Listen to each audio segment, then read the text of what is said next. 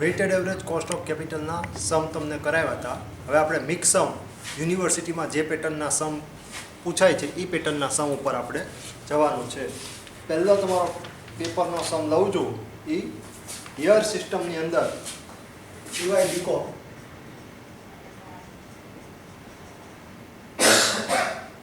October 2016 ની અંદર પૂછાયેલો સમ છે 14 માર્ક. આવા સમ જે કરાવું છે ખાસ તૈયાર કરજો. આ ટાઈપના સમ વધારે યુનિવર્સિટીની અંદર પૂછાતા હોય છે. રકમમાં તમને બુક વેલ્યુ આપેલી છે, નીચે સિક્યોરિટીની માર્કેટ વેલ્યુ આપેલી છે અને ડિબેન્ચર, પ્રેફરન્સ અને equity shares cost of capital જે રીતે ફાઇન્ડ આઉટ કરવા માટે તમને રકમ આપતા હતા એ રીતે રકમ તમને આપેલી છે. જરૂર તમારે આની અંદર શું પડશે તો કે બુક વેલ્યુ જે આપેલી છે એના ઉપરથી પહેલાં નંબર ઓફ સિક્યોરિટીઝ તમારે ફાઇન્ડ આઉટ કરવાની. નંબર ઓફ સિક્યોરિટીઝને માર્કેટ વેલ્યુ જે આપેલી છે એનાથી મલ્ટીપ્લાય કરો એટલે માર્કેટ વેલ્યુ વાઇઝ કેપિટલ જે તમને આગળના સમની અંદર આપતા હતા એ મળી જશે.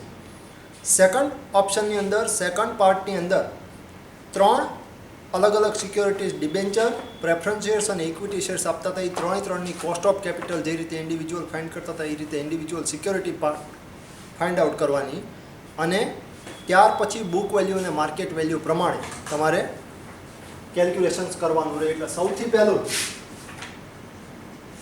Number of securities find out કરવાની આવશે. નંબર ઓફ સિક્યોરિટીઝ કઈ રીતે ફાઇન્ડ આઉટ કરાય તો કે security, book value, book value capital અને ફેસ વેલ્યુ આપેલી છે અને એ ઉપરથી number of security find out તમારી થશે. એમાં ડિબેન્ચર્સ પહેલા આપેલા છે, કેપિટલ એની તમને આપેલી છે 16 લાખ, ફેસ વેલ્યુ તમને એની આપેલી છે 100 રૂપીસ. હવે નંબર ઓફ સિક્યોરિટીઝ કઈ રીતે ફાઇન્ડ આઉટ થશે? Book value divide by face value તમે કરશો એટલે તમારા નંબર ઓફ ડિબેન્ચર્સ આવશે. 16 લાખ ડિવાઈડ બાય 100 કરો એટલે 16,000 તમારા નંબર ઓફ ડિબેન્ચર્સ આવે. Second option preference share.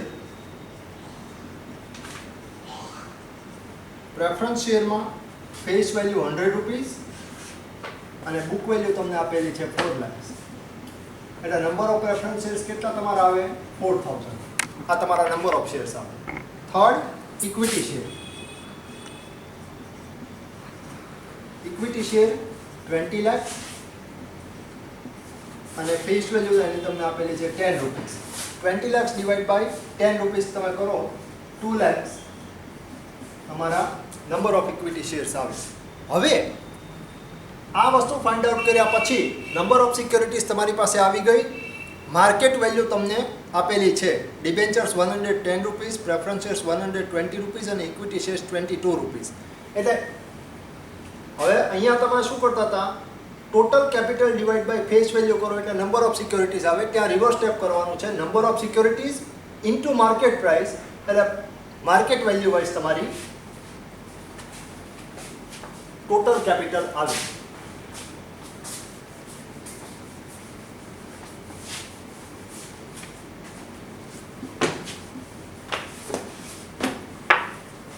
Securities, market value,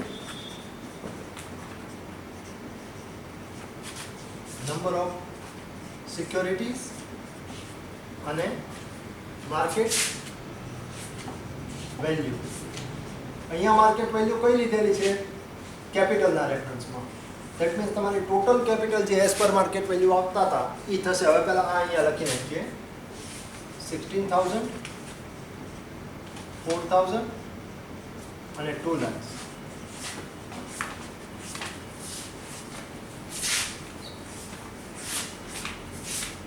હવે સિક્યોરિટી, ડિબેન્ચર્સ માર્કેટ વેલ્યુ કેટલી? 110 રૂપીસ, પ્રેફરન્સ શેર 120 રૂપીસ અને ઇક્વિટી શેર 22 રૂપીસ. હવે આના ઉપરથી જો તમારે ટોટલ માર્કેટ વેલ્યુ ત્રણે ત્રણની ફાઇન્ડ આઉટ કરવી હોય તો 16,000 ઇન્ટુ 110 એટલે 17,60,000. 4,000 multiplied by 120, 4,80,000. અને 2 lakhs into 22 lakhs એટલે 44 lakhs. આ તમારી માર્કેટ વેલ્યુ થઈ.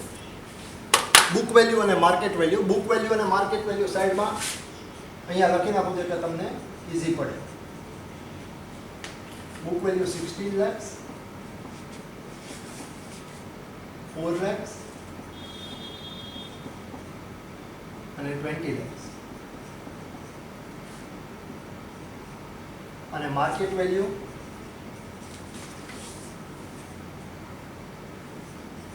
17,60,000, 4,80,000 અને 44 lakhs. આ તમારી બુક વેલ્યુ અને માર્કેટ વેલ્યુ મળી ગઈ. હવે નેક્સ્ટ તમારે શું કરવાનું છે? આ વસ્તુ મળી ગઈ. હવે તમારે કોસ્ટ ઓફ કેપિટલનો રેટ તમારી પાસે જોવે. કોસ્ટ ઓફ કેપિટલનો રેટ ગણવા માટે તમને જે રીતે ઇન્ડિવિજ્યુઅલ સમ કરાવ્યા અને એની અંદર ત્રણે ત્રણ અલગ અલગ સિક્યોરિટીઝ વાઇઝ રકમ આપીને તમને cost of capital find out કરવાનું કહેતા હતા, એ રીતે ત્રણે ત્રણની cost of capital find out કરવાની રહે. કોસ્ટ ઓફ કેપિટલ એમાં first debenture. ડિબેન્ચરમાં 100 rupees per debenture is face value, redeem at par after 10 years, 13% interest rate and 4% flotation cost. Redeemable debentures છે એટલે KD is equal to R plus 1 upon N F minus P 1 upon 2 F plus P into 100 into tax rate આપેલો છે so 1 minus T.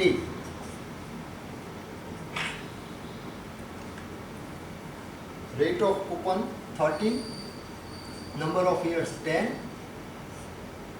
100. Flotation cost કેટલી આપેલી છે? 4%. એટલે 100 ના 4% એમાંથી ડિડક્ટ થાય એટલે 96 rupees receivable amount.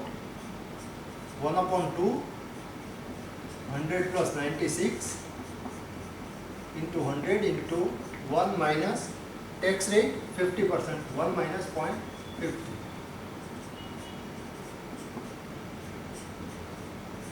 4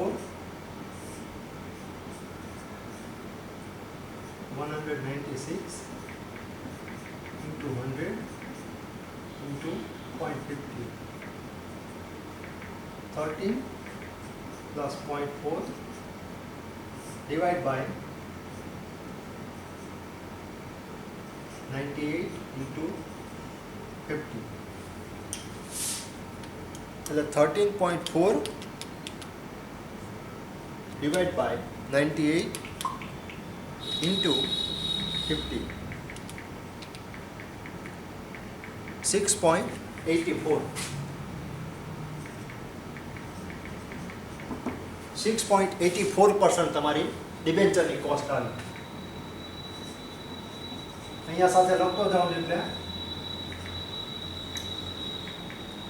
લાસ્ટમાં તમારે જ્યારે કેલ્ક્યુલેશન કરવાનું આવે ત્યારે તમને ઈઝી પડે. 6.84. પછી preference share.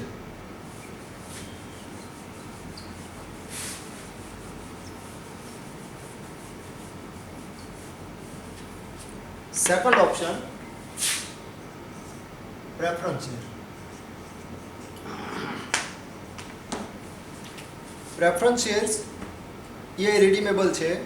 10 years maturity period, 100 rupees face value, 14% ડિવિડન્ડ રેટ અને 5% ફ્લોટેશન કોસ્ટ. એટલે પ્રેફરન્સ શેર્સમાં પણ ફોર્મ્યુલા રિડીમેબલ પ્રેફરન્સ શેર્સની જેમ ડિબેન્ચરમાં લીધા હતા એ જ ફોર્મ્યુલા આની અંદર આવશે. ડિફરન્સ માત્ર એટલો આવશે કે ત્યાં આગળ 1 minus T નહીં આવે. ટેક્સ રેટ જનરલ આપેલો હશે તમારે ટેક્સ રેટ માત્ર ડિબેન્ચરની અંદર એપ્લિકેબલ કરવાનો છે, પ્રેફરન્સ કે ઇક્વિટીમાં નહીં, ખાસ ધ્યાન રાખજો. Rate of interest 14% plus 1/10, 100 rupees face value. Flotation cost 5% છે એટલે -95 થાય.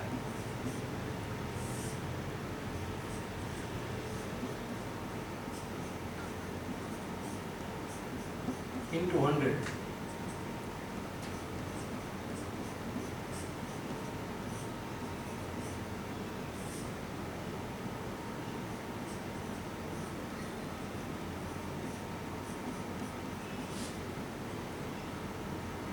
Fourteen plus 0.5 divide by 17.97.5 into 100.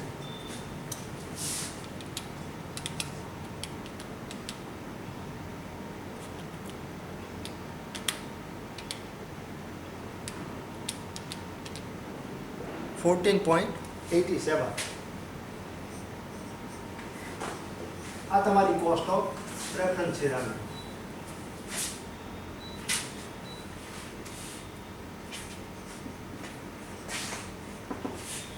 અને હવે last third part, equity shares.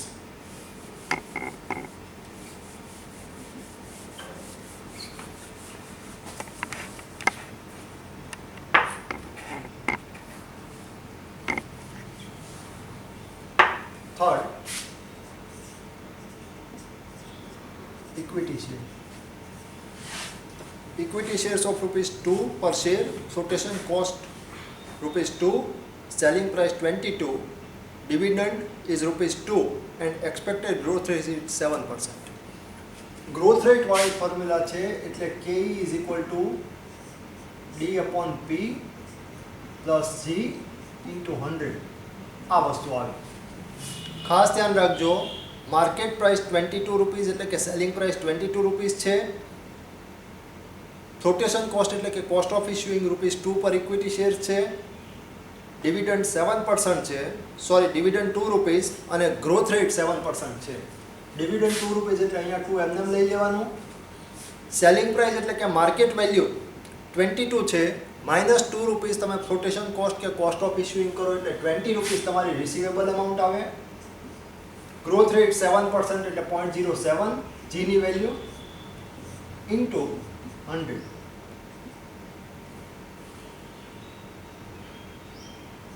.10 plus 0.07 into 100. 0.17 into 100 એટલે 17% તમારી કોસ્ટ ઓફ ઇક્વિટી શેર થાય. 17% તમારી કોસ્ટ ઓફ ઇક્વિટી થઈ. હવે તમે સામે જુઓ, ડિબેન્ચર, પ્રેફરન્સ શેર અને equity share. 3 security, market value, book value અને કોસ્ટ ઓફ કેપિટલ રેટ, બધી વસ્તુ તમને મળી ગઈ. હવે નોર્મલ સમ આપણે જે રીતે કરતા હતા એ રીતે દરેકને કોસ્ટ ઓફ કેપિટલના રેટથી મલ્ટીપ્લાય કરીને તમારું એમાઉન્ટ તમારે ફાઇન્ડ આઉટ કરવાની રહેશે ને પછી ફોર્મ્યુલા ત્યાં આગળ એપ્લાય કરવાની રહેશે.